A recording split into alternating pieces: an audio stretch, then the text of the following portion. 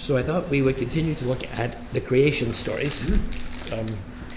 We are therefore, of course, in Genesis chapter 2, beginning with verse 4.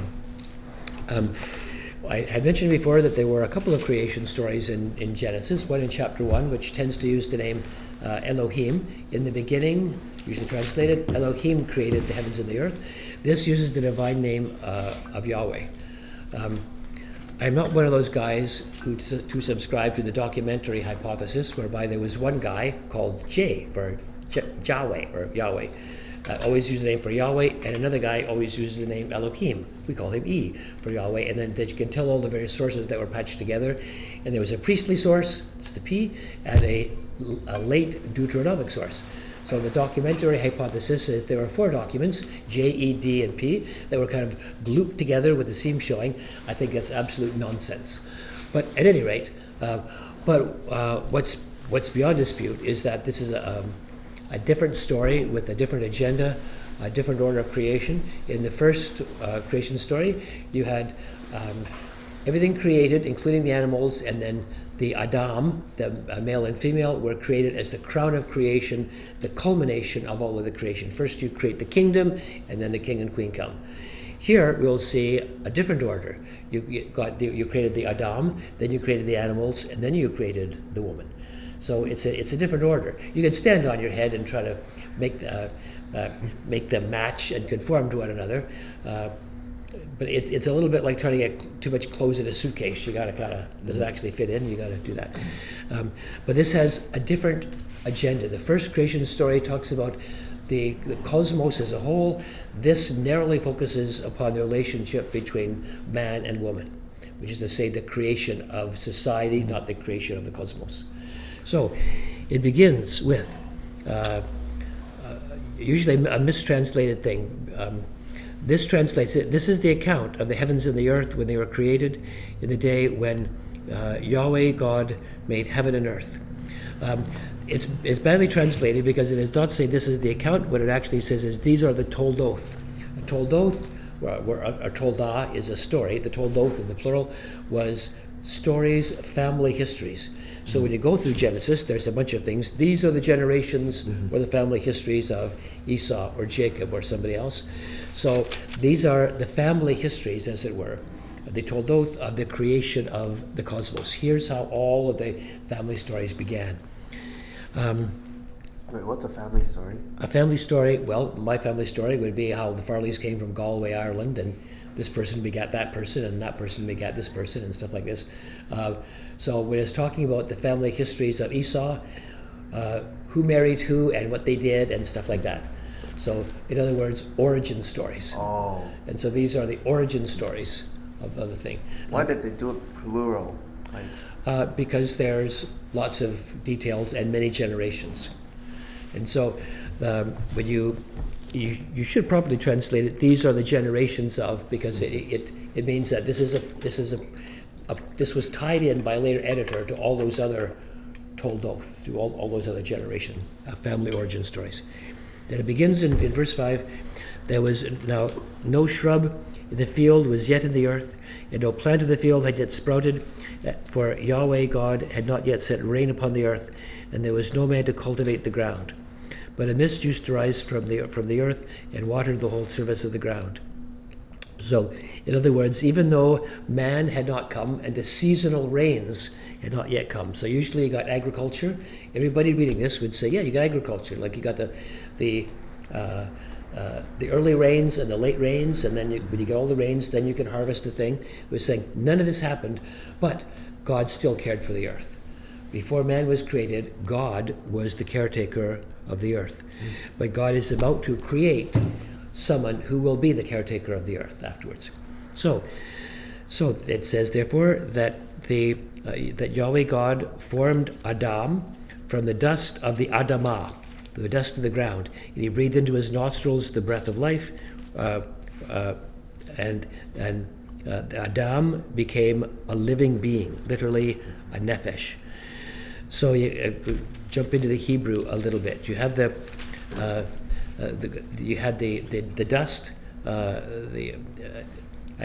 from the ground. Take all of the dust, then you've got to form it into something that looks like a man. And then God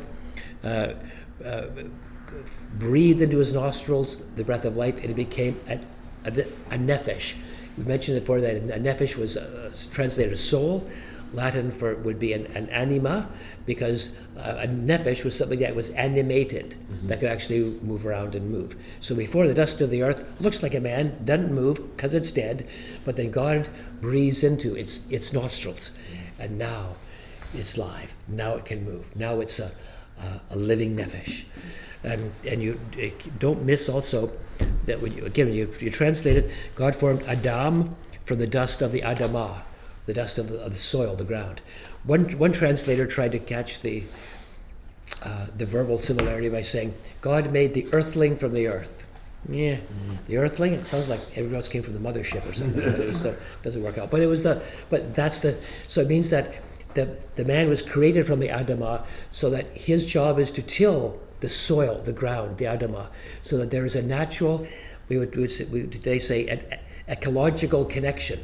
Man's natural partner of the Adam is the adama, is the soil. Man was meant to till the adama. So instead of saying, well, you could be a farmer, you could be a trucker, you could be a plumber. No, there's something primordial. There's a primordial connection between man and soil that's in that Hebrew thing that you can't vanishes as soon as most people translate it. And Yahweh God planted a garden in the east in Eden. And there he placed the Adam whom he had formed. And out of the Adamah, Yahweh God caused to grow every tree that is pleasing in sight and good for food. The tree of the life also in the midst of the garden, and the tree of the knowledge of good and evil. So this Eden means delight. It's a Hebrew word meaning delight. So this was this garden was essentially a temple garden. Usually, you got to know something about in those days you would have temples, and the temples would have gardens attached to it, and they would be served by the priests.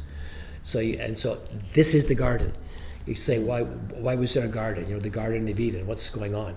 What would be instantly recognized would be going on with the original hearers was that this is the temple. Eden is a place of delight. That's where God's temple is. The garden is attached to the temple.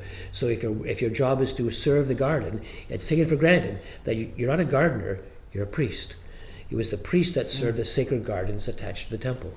So man, and then in this case the ish, the man, and the isha, the woman as well, that was their tasks, to be sacred priests serving in the temple garden of Yahweh. That's kind of what's going on there. So in the tree of life was the source of life, not surprisingly, and the tree of the knowledge of good and evil was a sense of moral knowledge. Knowledge of good and evil means this is evil, this is bad, this is to be chosen, this is to be left strictly alone. So instead of figuring it out for yourself, you don't have to figure it out. Moral knowledge is given to you as a gift. If you take from the tree of the knowledge of good and evil. But as you see, you'll be told, don't take from the tree of the knowledge of good and evil. I, Yahweh God, will tell you what you can do and what you can't do. So in other words, the tree of the knowledge of good and evil has to do with moral autonomy. Does man have moral autonomy? Do I make the decisions? I'll decide what's good and evil. I'll decide what is allowed and what's not allowed. I don't have to ask God. I can figure that out. I'm captain of my own soul, master of my own destiny. That's what it means to eat of the tree of the knowledge of good and evil. So you can say, well, is it an apple? First of all, it doesn't say that it's an apple. It doesn't say that it's anything. It's moral autonomy.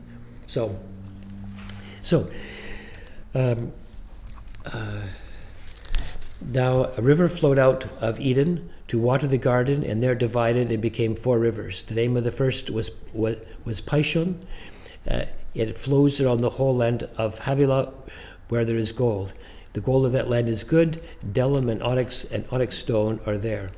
In other words, all that you need to adorn a temple. We tend to forget that it's a temple, or the place where God dwells. That's the point of the gold. That's the point of the precious stones. What do you gold and precious stones for? What, jewelry? To adorn the temple. And The name of the second river is Gihon. It flows around the whole land of Cush. The name of the third is the Tigris. It flows east of Assyria. And the name of the fourth is the Euphrates. So what's the deal about the river? Again, it was taken for granted in those days that temples would have rivers attached to them, rivers flowing out from them, because a river is the source of life. You need water, and that's where it comes from. So you'll look, for example, in the Psalm, it talks about there's a city, let me find it for you. It's in the Psalms, I think 46, but you'll know in a minute. Yes, Psalm 46, verse 4. There is a river whose streams make glad the city of God, the holy dwelling of the Most High. God is in the midst of her; she will not be moved. Or in Ezekiel, when you go to Ezekiel, there is a river that flows out from the temple. Or in the book of Revelation, there is, for that too, actually, because we got lots of time. When you look in the book of Revelation towards the very end, it's talking about the New Jerusalem, which is to say the city of God, where the whole city is the temple. And then he showed me, this is in Revelation 22, verse 1, that he showed me a river of the water of life, clear as crystal, coming from the throne of God and of the Lamb in the middle of the street. And it goes on. So you have this confluence of the temple where God is, and a source of life, river, flows out from it. So that's what it's talking about. These are the four rivers that went out to the whole of the earth, watering the whole earth. What it's trying to say is that God is in this temple, and life from that flows throughout the entirety of the earth. From God's presence, life comes to everything. Hello there. We're plowing through Genesis 2. Haven't got to the good stuff yet. Haven't got to the creation of woman. So that's, but we're coming hard up on it. So Genesis 2:15. So we've mentioned that the Adam, the man, was created from the adama, the ground, and his job was to till the adama and to bring food from it, to bring life from it, and that there was. From that, the garden was a temple garden in the ancient world. I mentioned that temples had gardens attached to them that were worked by priests. So when they was in the Garden of Eden, you say, what kind of a garden is that? You mean like the garden I have in my backyard, flowers and pear tree and stuff? No, this is the sacred garden. This is the sacral garden attached to the temple, as they were in ancient times. So the people tending that garden were the priests who were serving the temple. So that's why there's a garden there, because that's where God dwells. Mm-hmm. And so, again, also attached to temples was a river. Rivers tended to be, so I mentioned in Ezekiel 48, there's this 47 and 48. From the renewed Zion, there's a river that flows out from the temple, giving life to all the world. Find that in Revelation 22, verse 1 as well. What does Zion mean? I'm sorry? What does Zion mean? Zion? Yeah. Zion is the name of the holy city of Jerusalem, where God's temple means. It actually means height, because it was on a mountain. So Zion is Jerusalem. Zion is Jerusalem, yes. Now comes the good stuff. Genesis 2, verse 15. And Yahweh God took the Adam and put him in the Garden of Eden to cultivate it and to keep it. You recall that we said before the Adam was created, God was taking care of the earth. Now the Adam is to take care of the earth as God's name, because we mentioned before that to be in God's image means not that God has two eyes and a nose and and possibly hair. It means that you are God's co-regent. The tzelem, the image of the God, was that God's representative on earth. The God, Marduk, ruled through the image of Marduk. And in the same way, Adam and Eve were the man and the woman were the tzelem, the image of God. God ruled the world through his image, through Adam and Eve. That's what it means to be in the image of God, according to Genesis. Later on, people would say the image of God is the principle of rationality, is the principle of free will, is the principle the capacity for self-transcendence. Yeah, that too. I guess if you're going to rule in God's name, you need all that stuff. But originally, that's what it meant. To be in God's image meant to rule. That's why when we jump back here a little bit, in Genesis 1:26, let us make man in our image, according to our likeness, and let them rule over the fish of the sea and over everything else. So, again, God has the care of the earth, and so because the Adam is made in His image, in His tzelem, that's what He's going to do God's work on the earth. So, He put him in charge of the Garden of Eden to cultivate it and to keep it, and Yahweh God commanded the Adam, saying, from any tree of the garden you may eat freely, but from the tree of the knowledge of good and evil you shall not eat. From the day that you eat from it, you will surely die. Literally in the Hebrew, dying you will die. In other words, like I said, don't doubt it. And Yahweh God said, it is not good for the Adam to be alone. I will make a helper suitable for him. Sometimes translated, a helper meet for him, or badly translated, a helpmeet for him. That's not what it means. So, you recall that it is not good for man to be alone.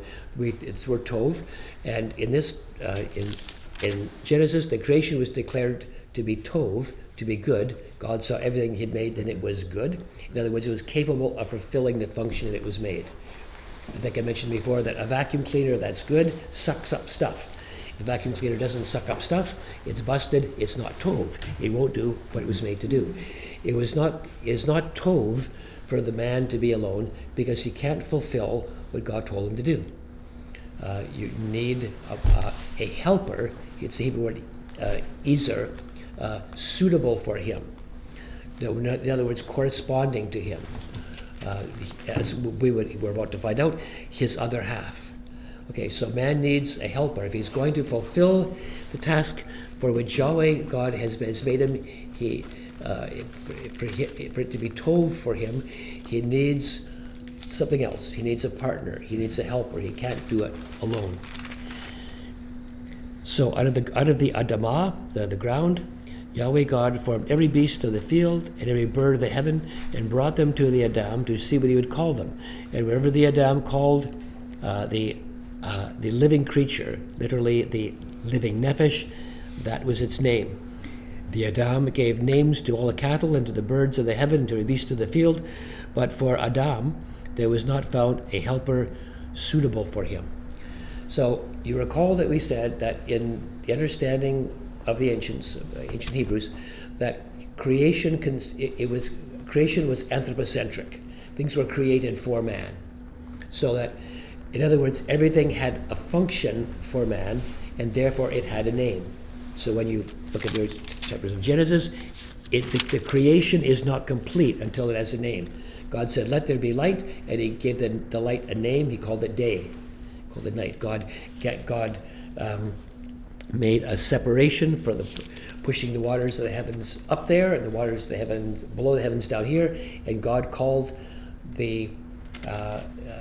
that separator the firmament, the sky, the rakia. It's got to have a name. He called the dry land earth. He called the waters that were gathered together seas. Everything has a name. It's not created until it has a name. It's not created until it has a function vis-a-vis man. That's why if it has a function, if we use it, it's got a name. If we don't need it, we don't know about it, it doesn't need a name. That's why I say that it's anthropocentric. It's that God made the stars for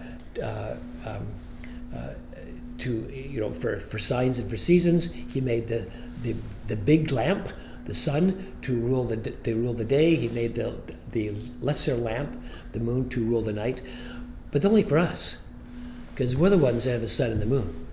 If you're on Alpha Centauri, our moon has no function, has no name.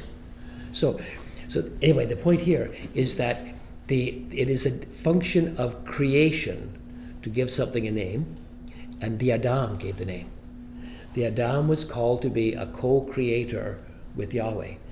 Yahweh needs to create a partner or a helper suitable for the Adam. So God creates all these things and brings it to the Adam, and the Adam gives it its name, finishing off and sealing the creation. And when he knows its name, he knows its function, he knows that it's not a helper suitable for him. I should say by way of footnote that sometimes you have the idea of a woman is man's helper, that means she's inferior. No, there's no nuance of inferiority about the Hebrew word ezer, helper. It's considered, for example, in the Psalter it says, God is my helper. Okay, so clearly God is not inferior to us. You might say rescuer if you want to put it like that. So anyway, so all of the animals are brought to the Adam to find out what their function is, what their name is, and as soon as he gives them their name, realizes their function, he realizes there's not found a helper suitable for him, meet for him, corresponding to him. So, verse 21, Yahweh God caused a deep sleep to fall on the Adam, and he slept. And he took one of his sides, tsalah is the Hebrew words, and closed up the flesh in that place. And Yahweh God fashioned, literally built, the Isha into an Isha, the side which he had taken from the Adam, and brought her to the Adam. So, back up a little bit, because you got to keep on back into the Hebrew. The man caused, although the man is the co-creator, as it were, of all of the animals, he had no part in the creation of woman. He cannot say to the woman, I made you, that sort of stuff. No, he was out. He put the sleep of death was upon him. He wasn't dead, but he might as well have been, because the sleep of death was upon him. The woman was entirely the creation of Yahweh, not of the man. And what it said was that he took a salah. This translates it rib because the King James did it, and who wants to argue with the King James version? You know? Got the words of Christ in red, so who argues with that? So, but it doesn't mean rib. Never, ever, ever means rib in the rest of the Bible. It means side. It's the normal Hebrew word for the side of a mountain. When you're building the sides of the ark, that's the word used. So what the text actually says is he took a side from man. You cut off a side of beef. That's what he did. Or if you want to put an aspect, if you like, but took the man was out. God essentially chops him in half, and from that side, this is fashions. Bana is he builds the woman. Bana is a strong word, like you build the house, you know. So it's not a little delicate woman. No. This is a strong word. He built something strong from an aspect, a side of man. And then I closed up the flesh at that place. Most people, if you're going to look at this as an historical thing, that's what actually happened historically. And you got a problem, because you can't take a guy, chop off one half of his side, like a side of beef, and the guy survives the operation. You can't survive having a side taken. You can survive a rib coming out. So she takes off the rib. But that's not what the text says. It translated rib almost certainly, because that's anatomically, medically, you can probably spare a rib, whereas you can't spare half your body. But that's what the text says. So, if you're speculating as to the word of God, cope with it. That's what it says. Again, clue number 382, that this is possibly not reading a scientific historical account of the thing. So then he brings her to the man, and in verse 23, and this bit's in poetry. Before it's prose, that's why it's probably indented in your Bibles, probably. When you get something that's in poetry, that's your clue that this is foundational for the future. So, for example, the curse of the serpent, the curse of man, the curse of the woman coming up in chapter 3 is all in poetry, because it sets the foundation for stuff that's going to happen afterwards. If you keep on reading, for example, you got other stuff written in poetry as well. For example, God's blessing after the flood. It said, this is in 8:22, while the earth remains, seedtime and harvest, cold and heat, summer and winter, day and night, shall not cease. Okay, because that's for the future. That's the foundation on which the future is built. Later on, chapter 9, verse 6 and 7. Whoever sheds man's blood, by man his blood shall be shed. For in the image of God he made man. But as for you, be fruitful and multiply. Fill the earth abundantly and multiply in it. That's in poetry, because that's the stuff on which all of the future is built on. So, all this is to say that verse 23 is in poetic form because it's saying something fundamental and foundational for the future of the human race. And what he says is, it is a cry of ecstasy. It is a cry of joy. Before he says, you make a horse. Comes in then, that's a horse. No, next command, that's a dog. No, next thing. That's a cat. Okay, no, that sort of stuff. Maybe no, but whatever. So whatever. But this we find that comes in here. This is the cry of joy. This is the recognition. This is almost the epiphany, as it were. It should technically be with lots of exclamation marks. This is now bone of my bones and flesh of my flesh. In other words, this is myself. She shall be called Isha, because she was taken out of Ish. You translate a woman, take it out of man, and you lose it. Unless you want to say she should be called woman, for she was taken. But that's stupid. That's the word. But so the word for man, there's a bunch of them. The Adam is one of them. Ish is another word. It's the normal word for a man. The is the feminine ending. We don't have feminine endings in English in particular, but they do in Hebrew. So an Isha is a feminine man. And it's a play in words, vanishes when you translate it. She shall be called Isha, woman, because she was taken out of Ish. So he said, this is a helper suitable for me. This is my other self. But it says bone of my bone and flesh of my flesh. It means this is me. It's a feminine version of me, possibly a lot prettier, but it's me, essentially. So that's what's going on.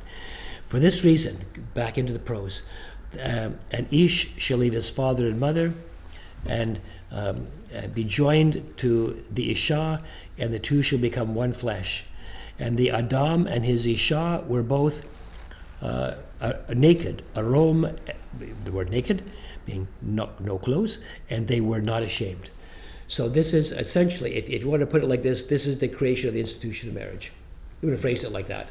But you'll note, by the way, that it is monogamous. Because so they were joined together and they become one flesh. Or as we would say, one organism.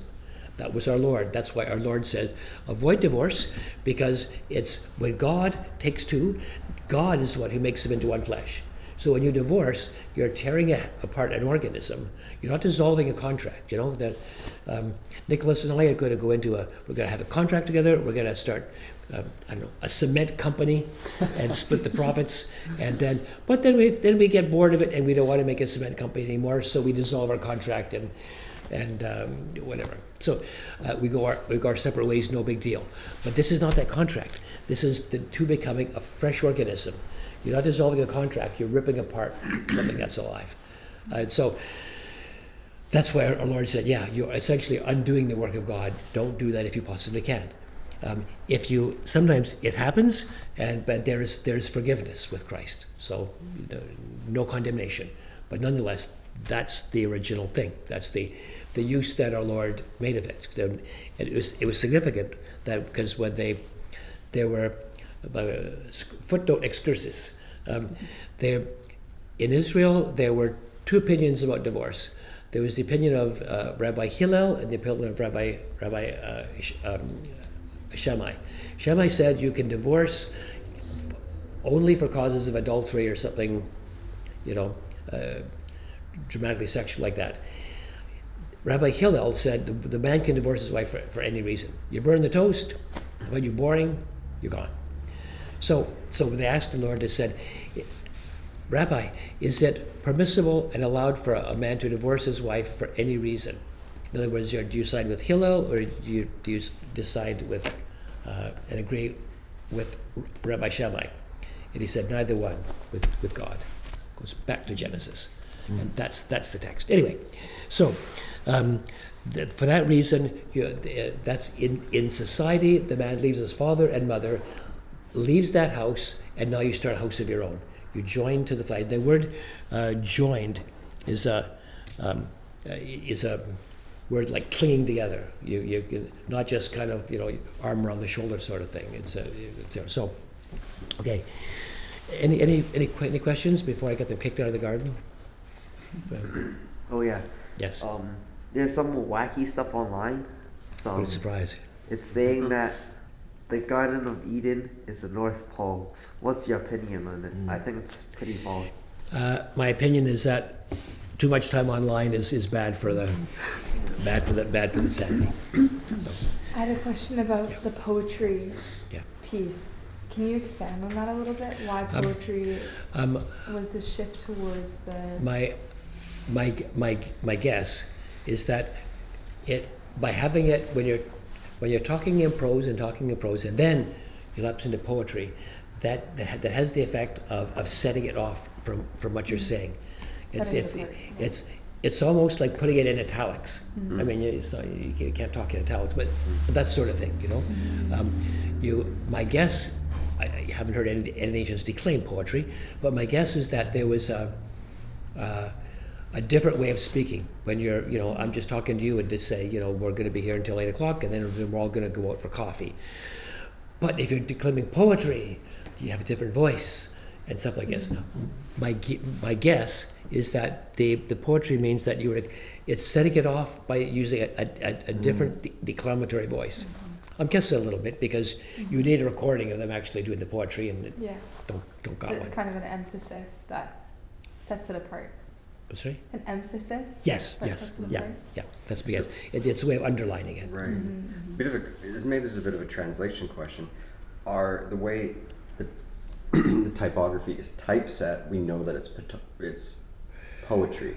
Right. In Hebrew, how do they and when they're looking at the original text, how do they know that it is? My guess is, and where's my Hebrew scholar that I walked in with? I think it's a matter of the rhythms of the words. Oh. I see. I'm starting to rapidly getting above my pay grade, but that's my understanding is that when you're looking at the Hebrew, that's how in the Psalms they can tell how many sticks there were, how many lines there were, when is the next line. I see. So they can recognize some sort of a pattern there. I believe they can. And they're like, okay, this is some sort of that's right. primordial kind of poetry rhythm. I believe that's correct. Okay. I'm not betting the church's mortgage on it. So that's my interesting. That's my guess. How? Oh, sorry. It's okay. Could this be like Hebrew parallelism? Well, like in poetry? I think it's the rhythm of the words. Happily, Hebrew poetry, like the Psalter or coming that Proverbs, it's based on the parallelism. You say something one way and you say the same thing in a different way. Happily, that survives translation. Or in the case of you might say something one way and you say the same thing by way of contrast.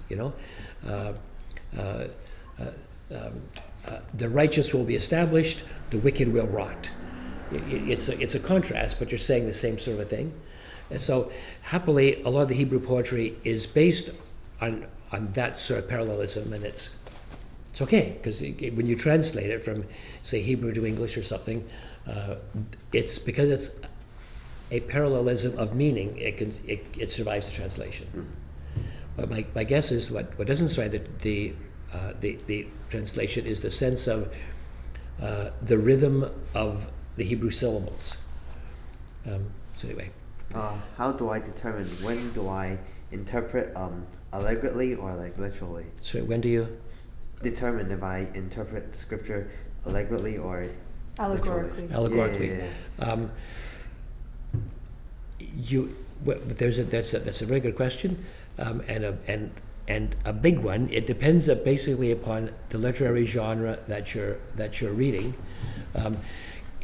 I probably wouldn't say allegorically because this is not an allegory. I would suggest that the text that we're reading now about the creation of the Isha is not an allegory. A woman is an allegory for I don't know. Rose is a rose or a cigar. Well, that sort of thing. That's not. It's not an allegory. An allegory means that something stands for something else. So That's not what that is. This is telling a story, but it is not a scientifically accurate story. It's not historically accurate. I would suggest that we should not conclude from this that there was a man, an Adam, God chopped him in half and created a woman and brought him to him. And I think we're reading a different literary genre, as we today say. They didn't have literary genres in the same way. They just told stories. It was you're expected to catch the meaning of the story. Questions of literary genre, I think, was a later series of categories that we are now applying to them. But anyway, let's get them kicked out of the garden. And once again, there's a play on words which vanishes in most translations. So, in verse 25 of chapter 2, the Adam and his Isha were both arom, and they were not ashamed. Now the serpent was more arum. This translates it crafty. Phronimos is prudent is the Greek translation of the word. Phronimos can mean crafty in the bad sense, like what are you trying to pull, or it can mean just simply wise and prudent. It can, depending upon the context. But here it says the serpent was more arum than any beast of the field which Yahweh God had made. So you want to catch it. They were arom, but the serpent is arum. They were naked. The serpent is crafty. And so you meant to understand, for this juxtaposition of the two things, that their being arom, their being naked, means that they are vulnerable to his craftiness. When you put the two, when I translated it in my own commentary on Genesis, I tried to catch it by saying they were nude and the serpent was shrewd. Listen, it doesn't. You do your best to catch these things, but it doesn't. Is it naive? Is it close to? Would it be naive? Be even close to that? Well, there's no problem with being naked, especially, if you're the first. In this story, naked just means why would we? The animals are naked. Yeah. Like cat doesn't have a shirt. The cat's fine, but so it's most people don't wear clothes, Right. and they didn't need clothes, so. It talks about their innocence, but also the innocence was about to shave into naivety, simplicity, dangerous naivety, because the serpent was arum, that you meant to. And so for us, again, we tend to read into this text later theology and say, oh, that's Satan, that's it. But, well, that's it. If you're mining this for later meaning, as St. Paul was, then that's fair enough. You're going to say, okay, there was something in creation, something in human existence that tempts us, that causes us to choose poorly, to say, I will take my own moral autonomy, I will eat the fruit of the knowledge of good and evil. What is that principle? In the story, it's the serpent. But what is that principle? We would say, that's Satan. Okay, so St. Paul applies this to our situation, and he says, it was Satan who tempted Eve with her lack of. Fair enough. Okay, that is a valid application, but it is an application. The text doesn't say that it's Satan. Say, who's Satan? A fallen angel. Where are the angels again? It doesn't say that. It's what the text says. And again, if you take the text seriously, if it's the Word of God, don't mess with it. Listen to what it's actually saying. I know it'll get up the noses of God knows how many fundamentalists. That's the breaks. You gotta listen to what the text is actually saying. And the text says that the serpent was more crafty than any beast of the field which Yahweh God had made. So the understanding of it, just if you stick to the text, never mind St. Paul for now, get to him much later. God made all the beasts of the field, and the serpent was the craftiest of the ones that God made. So God made the crafty serpent. So we tend to think, no, wait, that can't be. But because for us, we have it, everything was made by God is the way God wanted it, and everything is peaceful and wonderful. That wasn't their world. Their world, when you go back into Genesis chapter 1, as you will recall, there was before God made the world, there was the sea. It was darkness and everything was sea. We said that before. So now that the sea that exists is a vestige of the primordial chaos. The sea was imaged by Leviathan, the sea serpent, the dangerous sea serpent that Yahweh slew. So Isaiah 27, verse 1, I think it is. So for them, in their world, in this creation, in the world around them, there was vestiges of the primordial chaos. That's not a for us, look, the sea is wonderful. We believe correctly, because we're thinking about it longer, and we have essentially been liberated from and outgrown the cosmology of the ancient Hebrews that they still had. But our understanding is that before God created the world, there was nothing. Zilch, nada, nothing. God made everything, including the sea. The seawater was something that God made out of nothing, just like he made the mountains and the stars and the blah, blah, blah. Okay, yeah, that's true. Israel would come to that recognition. The church would inherit that recognition. That's what we believe. But that was not the world, the cosmology, the way that people thought who were the original readers of this. So for them, the sea was a part of the primordial chaos, and the serpents were liminal creatures. They are creatures from the edge where civilization ended, and here there be dragons, or possibly serpents. Closest we get to it is in the old maps, when you don't know what's beyond the world. Here there be dragons. That they had that big time. So that's the point of the serpent. The serpent, don't anachronistically read into it. Satan is a fallen angel who blah, blah, disguised himself as a serpent. That's not what the text says. You got to get back. How would the original hearers have understood that? That's how they would have understood it. That the fact that there is a serpent, this is a liminal creature. This is problematic. This is a little bit dangerous. That sort of stuff. So that's how you have to approach the thing. And the serpent said to the woman, "Indeed, has God said, you shall not eat from any tree of the garden?" And you'll know how crafty, how arum the serpent is. God, he did not say, did God say that you shouldn't eat from the knowledge of the tree of knowledge of good and evil? No, he said, so God said you can't eat from any tree. Look at all these trees. God said you can't eat from any of them, huh? So, and the woman said to the serpent, from the fruit of the tree of the garden we may eat, but from the fruit of the tree which is in the middle of the garden, God has said, you shall not eat from it or touch it, or you will die. You'll note that God did not say, you can't touch it. You can touch it, you can fondle it, you can play a game of catch with it, I suppose. You can't eat it. So it's also, so adding, you shall not eat it or touch it, it's almost like this kind of rankles.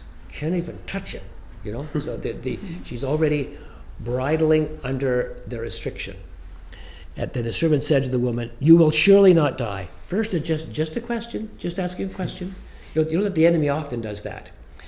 I'm just asking a question, that sort of stuff. You see that in the Orthodox Church. I'm not denying the faith, I'm just having this dialogue, having a discussion, Get that a lot. So first she's just asking a discussion, then when she shows that she is vulnerable to this sort of thing, then comes the contradiction of what God has said. You surely will not die, for God knows. Note that the word Yahweh is gone. Didn't say Yahweh, God. God knows that in the day that you eat from it, your eyes will be opened, and you will be like Elohim, knowing good and evil. Now, you'll be like, is it gods? Because the word Elohim is in the plural. Could be, you could translate it, you will be like gods, you and the man. Could be mean that you'll be like God, the name for God. But it comes to the same thing, essentially. Wait, for the one, you said it didn't use Yahweh anymore, so is that Elohim or? In verse 5, it's the word Elohim. Verse 4. Verse 4? No, verse 5, sorry. I don't have the Hebrew with me. I think it's probably the word Elohim. It might be the word El, which just means God, but probably Elohim. That's my guess. And so here comes the actual contradiction. When the woman saw that the tree was good for food, and that it was a delight to the eyes, and that the tree was desirable to make one wise, she took from the fruit and ate. And she also gave it to her husband with her, and he ate.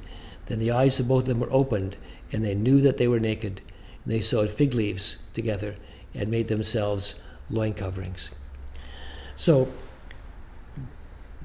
this is really significant. He gave it to her husband with her, and he ate. So you tend to think, first of all, this discussion's happening. The woman's talking to the serpent, and the husband's out on the back 40, I don't know, gathering flowers, bird watching. No, he's right there, silently listening to this conversation with her and the serpent. So one of the significant bits of the whole passage we miss. So the serpent said to the woman in verse 1, "Indeed has God said, you shall not eat from any tree of the garden." And the woman said to the serpent, that's the significant bit, because the man's right there. We say, well, what's the problem? In that culture, if the man and the woman are there, the woman did not speak for the man. Even in Islamic culture today, if I see a man and a wife together there, and I say, how you doing? She doesn't answer, he answers.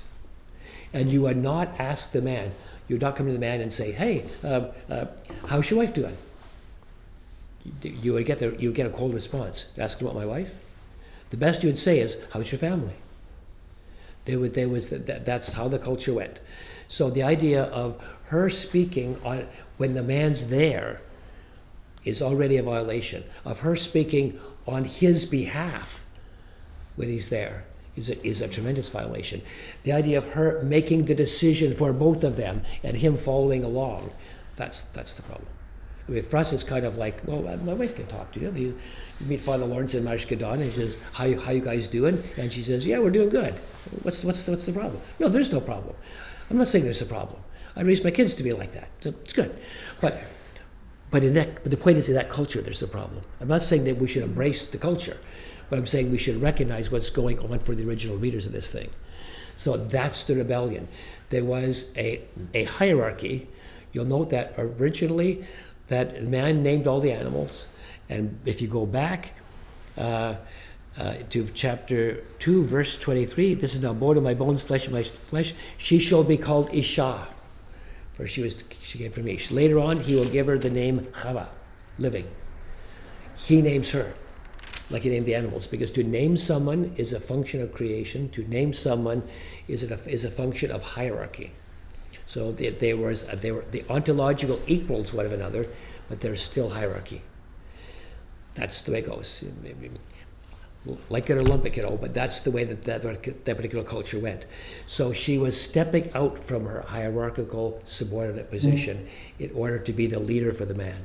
That's the problem. And so the ancients, I would suggest, had instantly got it. The woman said to the serpent, she answered for him.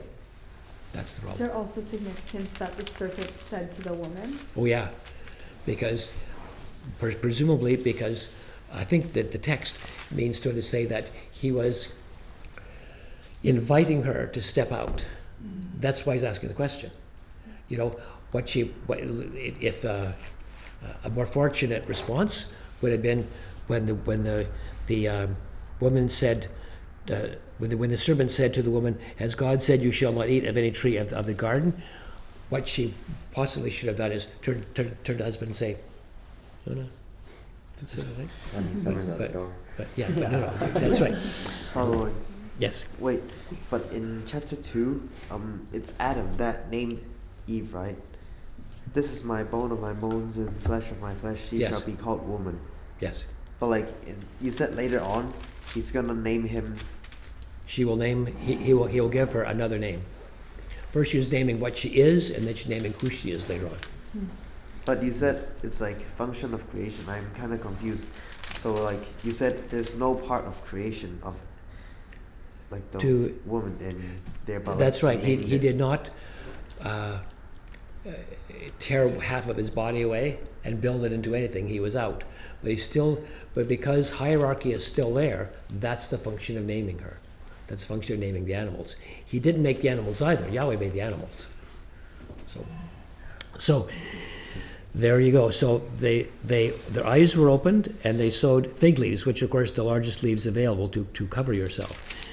Verse 8, then they heard the sound of Yahweh God walking in the garden, literally in the cool of the day. Yep, it's the Hebrew word ruach, because there's a breeze. That's why it's cool. And the man and his wife hid themselves in the presence of Yahweh God among the trees of the garden. Then Yahweh God called to the man and said, where are you? And again, this is storytelling. Imagine God, the omniscient, probably knows where everything is. If he's numbered all the hairs of everybody's head, he probably knows, behind that tree. But it's a story, okay? And so to say, oh God, this is historically true. God knew. He just wanted to give them.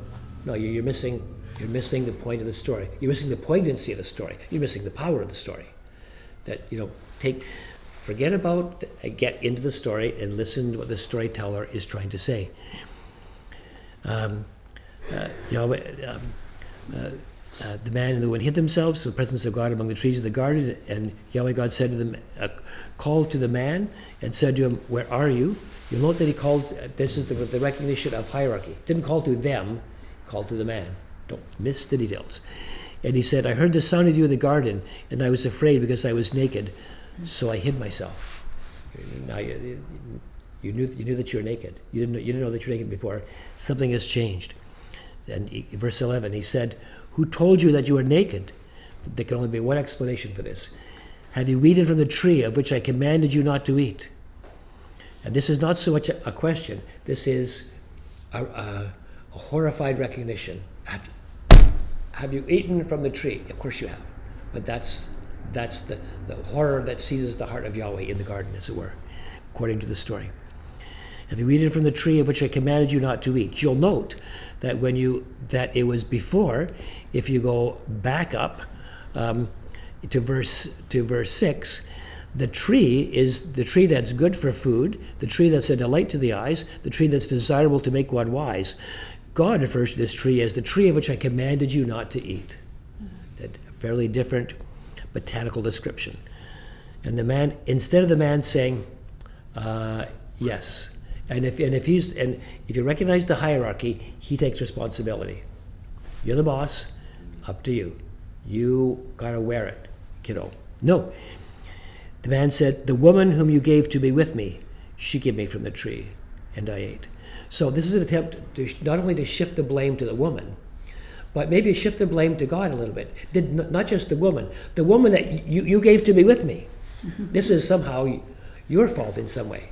And you got to say, isn't this great? Just before, she was a source of joy. She was a source of an ecstatic woman. Bone of my bones and flesh of my flesh. Yeah, now she's the woman you gave to be with me. Well, very nice. So,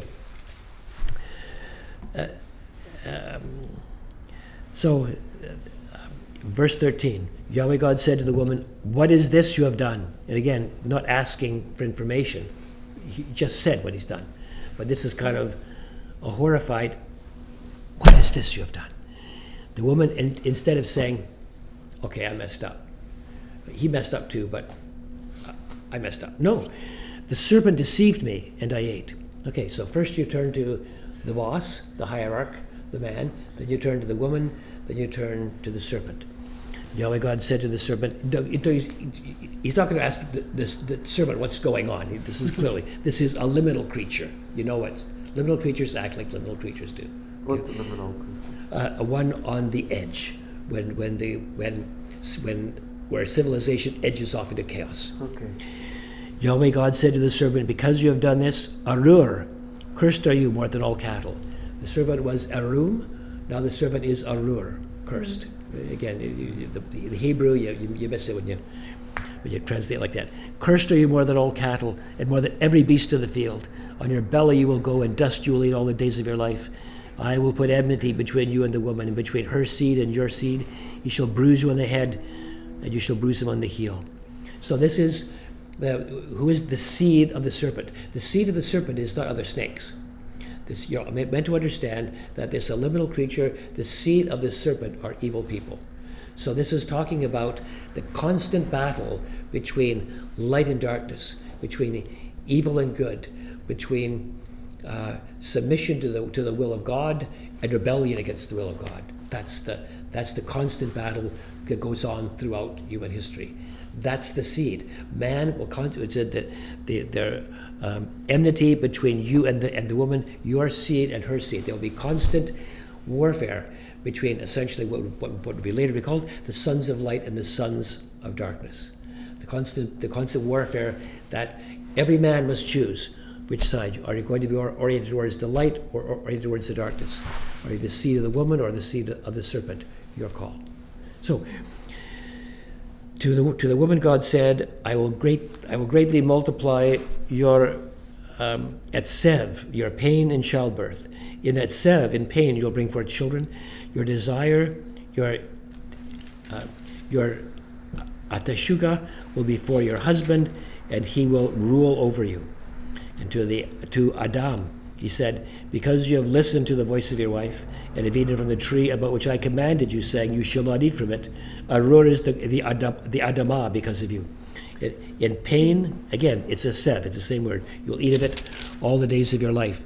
Both thorns and thistles it shall grow for you, and you'll eat the plants of the field. By the sweat of your face you'll eat your bread, until you return to the adama, because from it you are taken. You are dust, and to dust you'll return. So, again, it's the word, etzev is the word pain. When it translates it, in toil you will eat of it. You missed the point. Both the man and the woman have their jobs. The man's job is to toil the adama, the adam, and the man tills the ground, the adama. He will do that, but now it will be with etzev, it will be with pain. Instead of effortlessly and with joy doing his job of tilling the soil, and so it will bring forth fruit, it will bring forth life, it will bring forth civilization. Now it brings forth thorn and thistles. You will eat, but you'll eat your bread with the sweat of your face. The woman has the same thing. She is meant to be the life giver. She is meant to be the vessel through which God creates the world, generation after generation after generation. She is but she will do her job, which is to say, being a life bearer with etzev as well, through pain. And so your desire will be for your husband, and he will rule over you. This is not as some people misunderstand, the imposition of hierarchy. Hierarchy did not come with the fall. Hierarchy came with creation. Mm-hmm. That's why he named her. That's why he needs a helper, and she's the helper for him, not the other way around. So, the point of mentioning that your desire, it means that you will be so vulnerable in your pain that you will need a protector. So he will rule over you. It's the word mashal. And so the sun governing the day and the moon governing the night, that's the same word in Hebrew, mashal. So it's not a way of tyrannizing. No, the sun rules over the day by helping the day be the day. The sun rules over the night by giving light for those there. Mashal it's not an oppressive word, it's a happy word. But the emphasis is not on the man tyrannizing the woman. It's about her weakness, the same weakness that means now she gives birth and in pain, now she needs a protector. Her desire is for the husband to protect her, and he will rule over her with that sort of protection the same way as the sun and the moon rule over the night. That's what's going on. It is a mistake to say the male-female hierarchy came with the fall, that's why it's in here. No, it was before that. This is not talking about hierarchy, this is talking about weakness. The man's weakness means that toil all you like, you're getting thorns and thistles. Her weakness means that now you'll give life all right, but it will be with pain. And it also means with stillbirth and stuff like that as well. The whole pain of which the pain of childbirth stands as the emblem. I got a question. Hang on, I gotta one more thing, and then we'll get there. So now the man called his wife's name Eve because she was the mother of all the living. So again, this is the final thing. And note the word Eve is is the English translation of the Hebrew word Chava. So Chava was not an English name. So Chava, Eve. You're trying to figure out how to translate Chava into English, and so you get Eve. But you miss the plain words. She should call Chava because she's the mother of all the living. The word living comes from the same root. So when the Greeks translated it, they kept the plain words, but at the cost of changing her name. She should be called Zoe, for she was the mother of all the zonton. Zoe means life in the Greek. Zoe means to live. Zonton means living people. So her name was called Life, Zoe, because she's the mother of all the living. The English despaired of the translation. If you're going to mess around with their name, I would suggest she should be called Livia, because she's the mother of all the living. I mean, there's no etymological connection, as far as I know, with Livia and living, but I mean, that's the... what are you going to do? That's what you're just doing the best we can. But notice once again, the expression of hierarchy. He names her, but he gives her a wonderful name. You will be called Life. You would think she'd be called Problem. I'm going to call you Problem. I'm going to call you Pain in the Neck. I'm going to call you Disappointment. But no, calls her Life. She's the mother of all the living. So this is you see this generosity of spirit, as it were. And then I'll just get right out of the garden and then take your question. And the Lord God, Yahweh God made them garments of skin for Adam and his wife and clothed them. And Yahweh God said, behold, the man is become like one of us, which is a part of the divine council, knowing good and evil. And now, before he literally sends out his hand and takes from the tree of life and eats and lives forever, therefore Yahweh God sent him out from the Garden of Eden to cultivate the adama from which he was taken. The same words are used in the Hebrew. You miss it a little bit. This says stretch out his hand. The Hebrew word is the word, Hebrew word shalach, to send out your hand. So before he can send out his hand, I am sending them shalach out of the garden. I mean, you miss the when you translate stretch forth and send, you miss what's going on. So before he takes from the tree of life, he was sent out to cultivate the ground from which he was taken. He was taken out of the ground, and the person who was taken out of the ground was to take from the tree of life. I mean, you can catch the connection from all these things, which you vanishes a little bit. So they were sent out, and which is a form of banishment. There's a number of things that you could punish people with.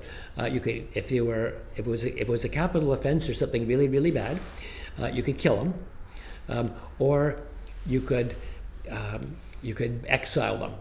And so here they were exiled. They were meant to be priests serving God in the temple garden, and as priests they would be able, in God's time, to take from the tree of life. Now the possibility of taking from the tree of life and living forever is gone. So it's interesting. So God's, the day that you take it and eat of it, you will surely die. He wasn't kidding. It wasn't a bluff. He now is denied access to the tree of life, and sent and banished. So that's a capital sentence, as it were. And so he drove them out. Verse 24. And at the east of the Garden of Eden, he stationed the cherubim and the flaming sword, which turns every direction to guard the way to the tree of life. The cherubim in the ancient world were mythical creatures that were like guarding. You'd have a king would have bodyguards to his throne. The gods had these mythical creatures guarding the way. Scary stuff, things that were, I don't know, griffins or something like this. So the cherubim are the angelic, scary guardians of God's throne. And here they are guarding the way to the tree of life. And the flaming sword, which turns always to guard it, is essentially lightning striking. Wherever you go, there's lightning strike. Gonna go this way, lightning strike. Turns all ways to guard the way. So the way to eternal life is effectively barred. So what it's not teaching that they were created immortal and God took their mortality from them. What the text says is that they're created mortal with the possibility, the potential for immortality if they took from the tree of life, and that was lost to us forever. That's what the text actually says. So yeah, death came in through there. Yeah, of course, death came in there. The possibility of eternal life is now barred to us, according to that particular story. But you'll note the care that God gave them. Instead of, God could have just said, "Get out, you and your fig leaf, out." I don't. I'm talking again. No, but God still cared for them. Instead of setting them out naked into the world, He made garments of skin for them, something to keep them warm. And so, occasionally, you can find overly literal commentators saying, well, God sacrificed the animals to get their skins. This was the first animal sacrifice. That's not what it says. One imagines that they, in fact, some of the Jewish Targums said, where did the skins come from? From the snake that sloughed off its skin. I don't know about that. I don't know how warm that would keep you. But the point is, the idea that it's talking about animal sacrifice and it passed with any further comment, to my mind, is nonsensical. If God is instituting sacrifice in that culture, you can be sure it would be commented upon. The point isn't God sacrificed the animals. The point is God cared for them to keep them warm. Even though they rebelled against Him, even though He was banishing them, He still didn't want them to be cold. So we see the compassion and the condescension of God. Yes, you're trying to get a question in a while ago. Yeah, I heard that there's no death before the fall. Can you elaborate more? I'm sorry? No, I heard there's a saying of there's no death before the fall. Can you elaborate more? And of course, it depends what you mean by death. Death as we experienced it, which is to say, as the frustration, as the tragedy that we know that we're meant to live forever, and everything that came with our rebellion against God. I would suggest that animals died before the fall. I mean, assuming let's just. Of course, it depends what you mean by the fall, according to how much historicity do you want to endow this with. But the point is, even if you say that this is an historical thing, everything was immortal, then there was the fall, and then death came. Okay, if that's the paradigm you want to use, we'll work with that until I finish my water. But by then, by anybody's figuring, the animals still died. By anybody's figuring, the leaves still died. The question is, for example, when God made the sharks, what did they eat? When God made the dinosaurs, what did Tyrannosaurus eat? When God made the lions, what did the lions eat? Occasionally, you find some interesting person saying that, well, the lions would eat like grass. And it wasn't until the fall that they started to evolve, teeth and stuff like this, and then became carnivorous after that. But until then, nothing was carnivorous. Mm-hmm. Okay, well, that wouldn't be a lion, would it? And what did the sharks eat again? A vegetarian shark. Nice. So this is someone said, look, sharks exist for one purpose. It's kind of a swimming, eating machine, And so if you're going to try to rescue the scientific historicity, you can only do it by saying none of the animals back then were like any of the animals now. What did the insects eat? Mostly other insects. So did everything eat grass? So this is so I would suggest that when you're talking about death came with the fall, you're talking about the human experience of death. For the wild animals, not talking about Fido, your pet, talking about the wild dogs out there, or the lions, or the antelopes that get eaten by the lions. For them, death is not what death is for us. Death is not the tragedy. Death is not the last enemy that will be destroyed. Death is the closing of the circle. I would suggest that for a pet, the pets start to partake of the human family. It's the kind of get to some degree humanized by osmosis, as it were, almost. But for the animals out there that aren't pets, for the wild dogs, for the dingoes, for the wolves, for the lions, for the praying mantises, their death is not as we experience death. So if one wants to say death came with the fall, okay. If by that you mean our experience of death in all of its horror, that is a human experience of death. There's no suggestions that when one praying mantis eats another praying mantis, they had the same horror of death as we did. That said, it's probably better to be the eater than the eaten, but nonetheless, you still can't ascribe all of our understanding and experience of death onto the animal world. That's not how that goes. So before one talks about did death come with the fall, you have to define your terms, I would suggest. Also, like before they were exiled, before they ate like the garden. No, not the garden. I'm sorry. The tree of knowledge of good and evil. Right. They were naked, right? But like, they would still be cold. So, in the end, they would still wear clothes, right? Well, again, you're endowing the narrative with more historicity than I think is legitimate. I mean, the question of were they cold? It's not. If it was history, yeah. But it's not history, so the questions, with respect, is not actually a question that can be answered. It's a little bit like, I don't know to use a very silly example. What was it? Red Riding Hood. In this story, didn't Red Riding Hood know that wolves don't talk and your grandmother does? I mean, so to ask the question, I mean, no, but you're missing the point of the story. Right. You're taking the story of Red Riding Hood with more history than you should. I'm not comparing this with Red Riding Hood, obviously, duh. But you still can't, if it's not an historical story, you can't ask an historical question.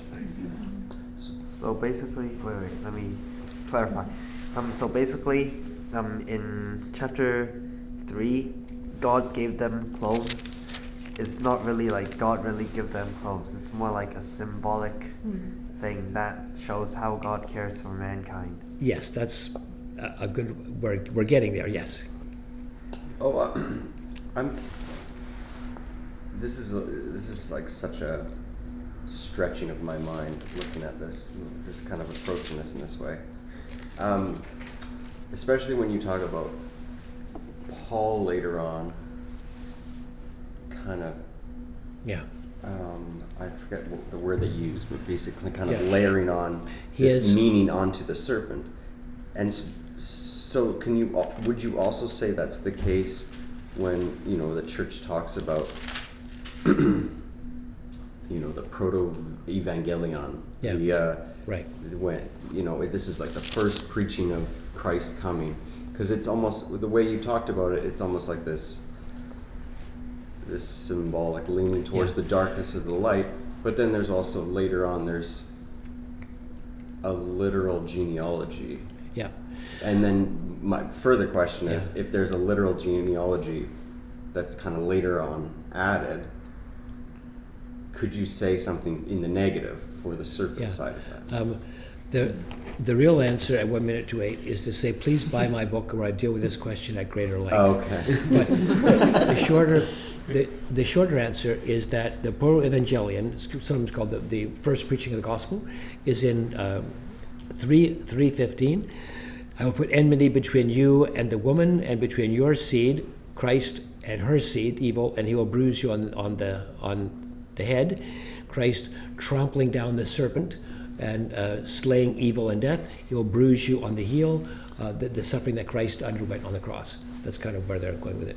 I think that's a valid inference from it. This is talking about eventually man will overcome evil. If you're saying what the original hearers have understood, evil will be overcome at a cost to man. So if you ask yourself the question, how did that take place? Through Christ on the cross, actually. So it is a valid inference, but it's not. It's reading too much into it to say this is a prophecy. Now, with a generous definition of prophecy, sure, but I mean, first thing you have to do is put it in its original context, and then to say what inferences can be drawn from it. So what you had in the creation stories, Paul wasn't the only person to mine them and dig in there for insights that addressed the point that they wanted to make. I mean, there were other Jewish writers who looked at those creation stories to talk about God giving the law. We should keep the law more. I mean, that's sort of that was their point. Paul's point is that Adam will die and all of his descendants inherit his doom, and so that Adam is the key. So Paul's point is that in the same way as the story says that Adam is the key, Christ actually is the key.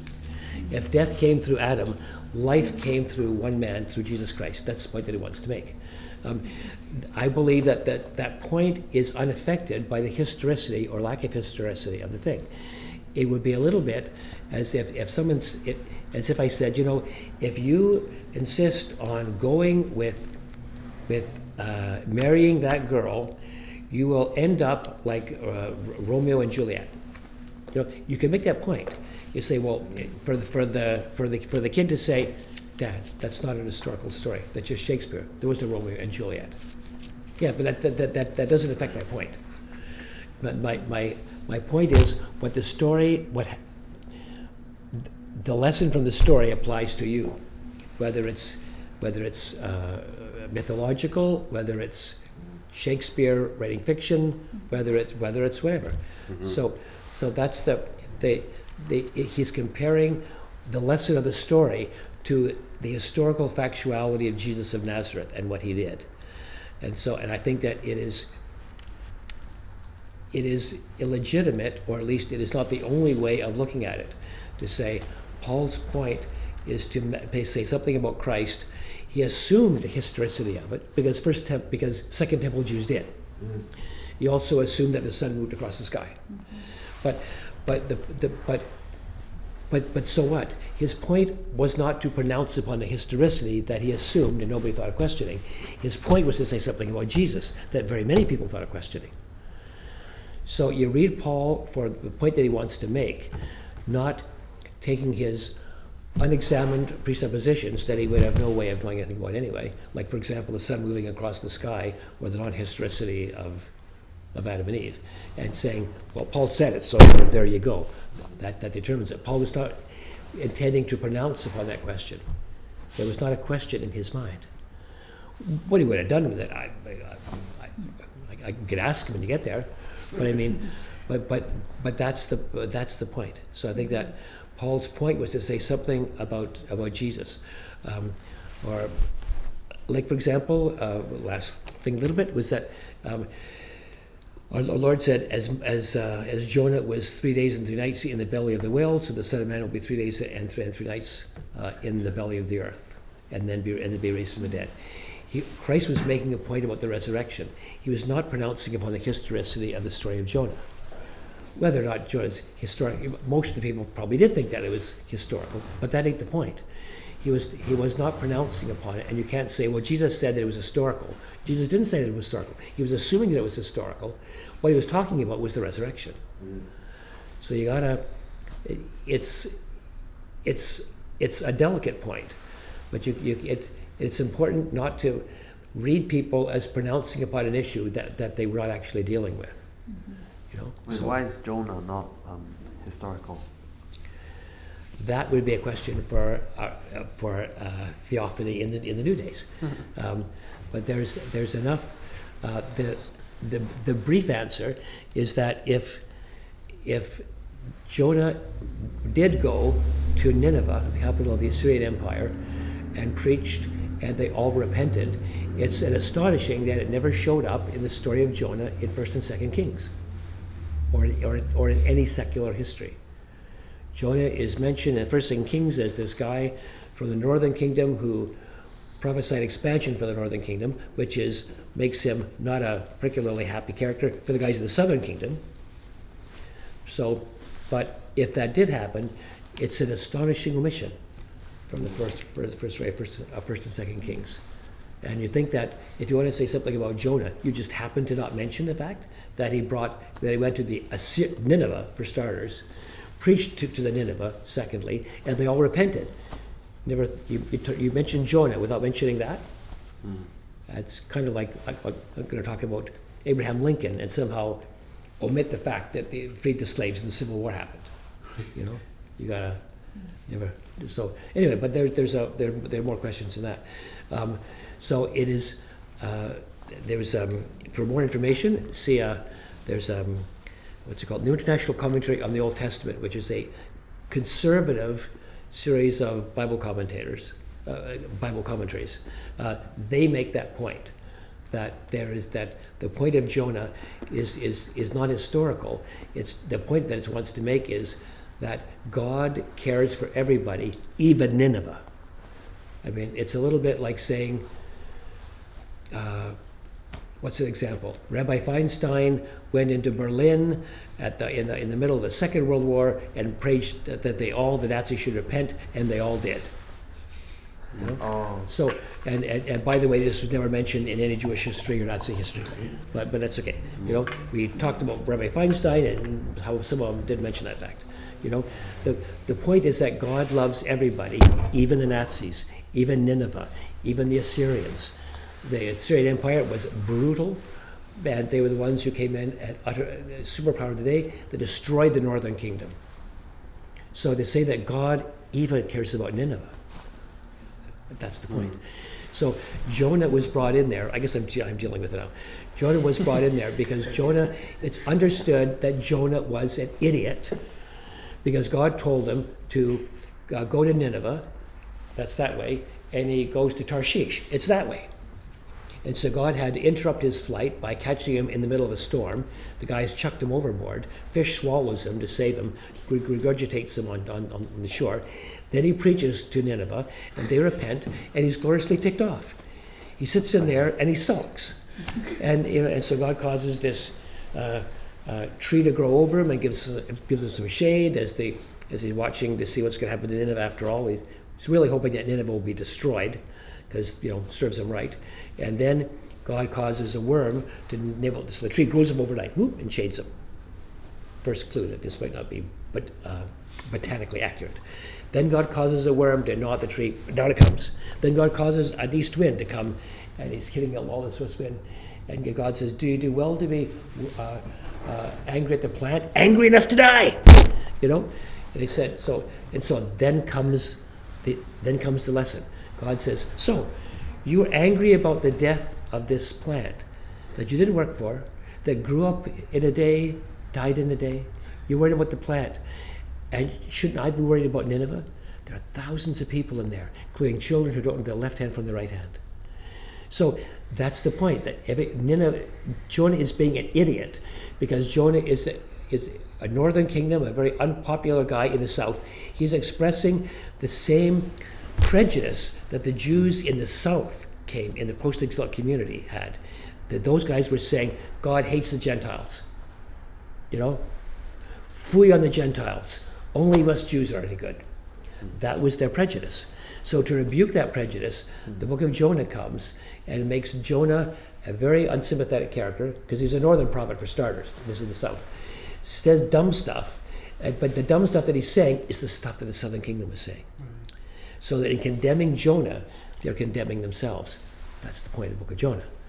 So to arguing about, did a whale swallow Jonah? Seriously, that's your question? You're missing the whole point of the book of Jonah. It almost reminds me of when the prophet comes up to King David and says, hey, there's this guy who had this lamb. And Nathan, yeah. Yeah, and shows up. It's the same thing. That's right. That's all pissed off and, That's right. That's the whole point of the parable. One of the original functions of parables was, you don't realize that it's talking about you. So in condemning this, you're condemning yourself. Then you get some sense of self-awareness or insight to say, I can't believe that I'm the guy. Yeah. You know what I'm saying? Oh, and no, it was just... So anyway, so that's the book of Jonah. But anyway, the point of all of this thing is that the lesson of the book of Jonah is not dependent upon its historicity. And to say that our Lord mentioned Jonah being 3 days and 3 days in the belly of the whale, so the Son of Man will be 3 nights and 3 days in the belly of the earth, that's not pronouncing or proving the historicity of the book of Jonah. The historicity was probably assumed by all of its hearers, but that ain't the point. You can't. That's getting more out of that utterance than you can legitimately get out of it. You still got to answer, and if you say, well, yes, that's good enough for me, okay, but you still got to answer the question of why the First and Second Kings never mention that. That's the most. If that happened, that would be the most astounding thing in the entirety of the Old Testament. And First, Second Kings doesn't mention it. First, Second Chronicles doesn't mention it. You know, the secular histories don't mention it. You know, and in terms of saying Nineveh repented and it was spared, as a matter of fact, they weren't spared. They were destroyed, as the book of Nahum illustrates. So you got too much to explain if you're going to sit tightly on the historicity of the book of the book of Jonah. The way we think today is very different from the way they thought or understood, or the context. We have context. I'd say maybe these guys are even smarter or more nuanced than we are with the way they write things. Yeah. You know. Well, and for them, my last thing, I'm keeping. I apologize. My really last thing, you can turn that right off after I say this, so they make me so I'm a lie. Is that we have an understanding of different literary genres. This is history. This is historical romance.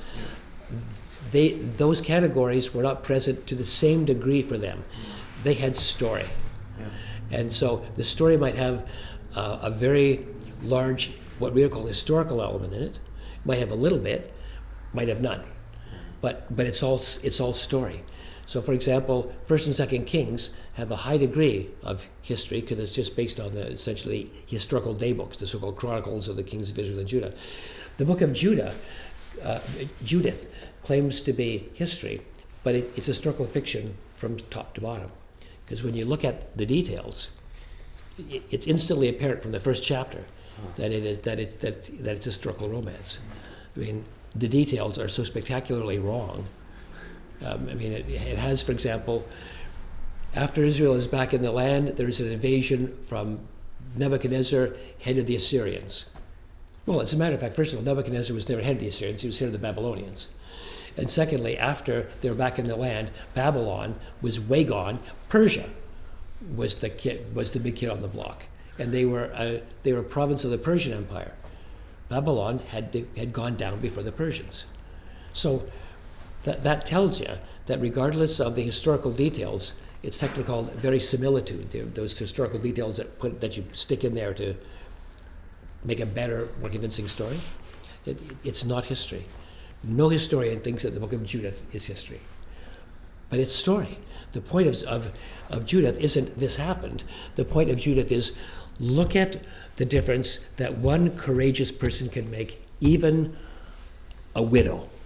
A defenseless woman, a widow, she can turn the tide and be more important than all of the other guys there. That's the point of the book of Judith. That's the truth of Judith. And that truth is true, if you want to put it like that. God bless you and thank you. Thank you, Father. Thank you.